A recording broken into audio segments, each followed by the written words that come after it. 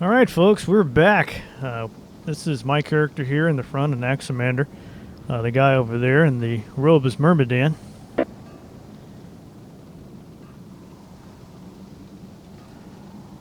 Hey Myrmidon. So we were talking about maybe what we could show you, and we decided that we're going to perform a quick quest. We're going to leave, we're in Warsong Hold right now. That's the one of the starting zones for the latest expansion, Lich King. And then we'll try to show you how players can coordinate. So let's mount up. Now my character is a rogue, so I'm good at stealth and doing lots of damage, kind of being sneaky. Max, your character is a warlock. Do you want to talk a little bit about warlocks? Warlock's basically a mage-like character, but instead of my dependence on spells, I have a minion that does most of my fighting for me. And on top of that, I also deal in curses. I tend to do damage, life drain, basic tactics like that. Also, I have certain party perks. I can provide hellstones for other characters, and I also have some transportational qualities. Well, let's see, Max, since you've done this before, I'll let you lead the way. We've got a quest here to gather some animal parts. There's a lot of humor in this game. For instance, Dita, which is sort of a parody, I guess, of PETA, is in this game. I just got attacked by a wolf, but since we're mounted up, we can probably just get away.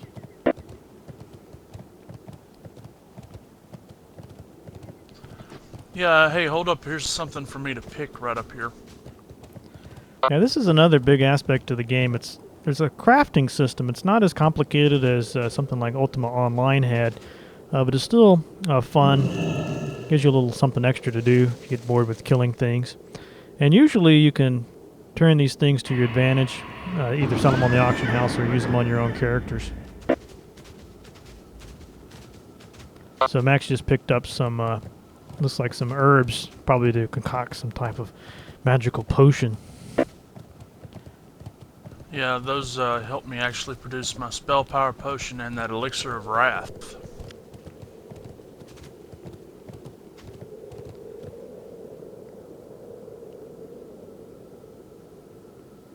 Just straight on. We were just noticing last night how there's a lot of possibilities for cooperative gameplay. Although these quests, you can easily do them, most of them by yourself. It's more interesting, I think, when you have a partner. Alright, here we go. See the guys in the bags? Yep. They also have animal parts in there too. So my character is stealthed, which lets me sneak around without being detected. Just gonna pop in here and stick a knife in this guy.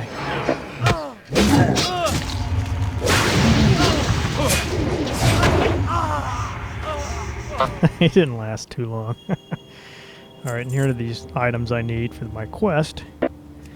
Again, you don't even really have to quest. You could just kill a lot of critters, but this helps you level up faster and you'll get more gold, special items, and reputation. See,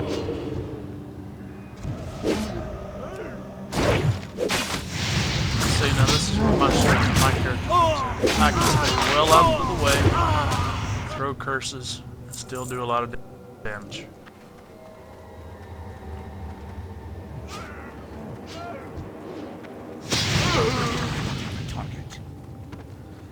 So they just added this quest tracking system here. It's actually quite convenient, especially if you're more familiar with the older one. I actually like this one better. So I still need to get 10 more of those items. And I don't see any in the immediate vicinity, so I'll have to explore around a little bit. It's easier to travel by the sides, that way you can avoid a lot of these mobs. It's easy to pick up a lot of mobs going straight through the middle.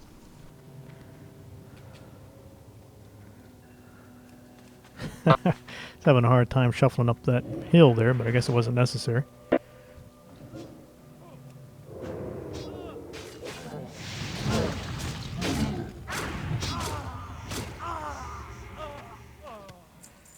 You know, I was mentioning earlier how when the game starts off, it's fairly straightforward, but as you play, you get more options to customize your character and specialize. I'll take a look here at my talent tree. You can see I have 3 different branches of this tree. All the different classes have that, and you really have to put a lot of thought into it. I know, Max, you've been having fun with your talent trees lately. You want to talk a little bit about how they work? Sure thing. On my talent tree, I have three basic specializations: affliction, demonology, and destruction. Affliction deals more in curses. I deal damage through basic, illness, curses, and so on and so forth. Demonology specializes in making my minions stronger, and also making me stronger through whatever I summon. And destruction is pretty straight up forward. It's basic fire spells, and it's basically the DPS side of the tree. Now, I've just got a roll here for a green item. These are special items that you occasionally come across, and this system is set up so that just because you're in a group, you don't have to fight over the items. I can either greed or need, basically either way I'm rolling a die to determine who wins it. I'm just going to greed on this. I obviously don't need it, but I got it anyway. That's another thing about World of Warcraft, is that whenever Max and I are in a group, I tend to win.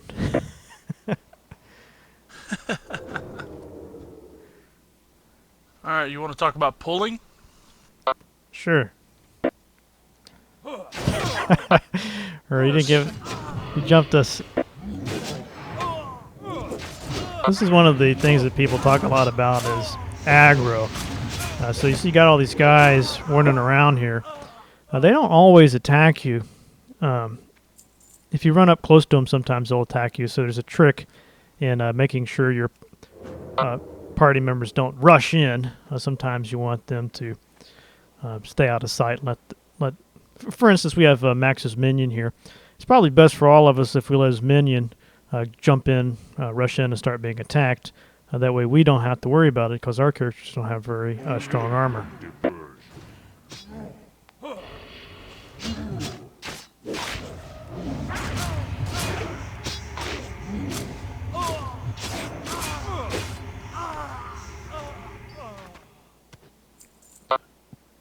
Now, one thing I wanted to talk about was what makes this game so addictive. And Max, I was wondering if you had any thoughts on that. That's easy. That's the achievements. The leveling is pretty achievement oriented. You have a lot of quick goals, and they're easily done, and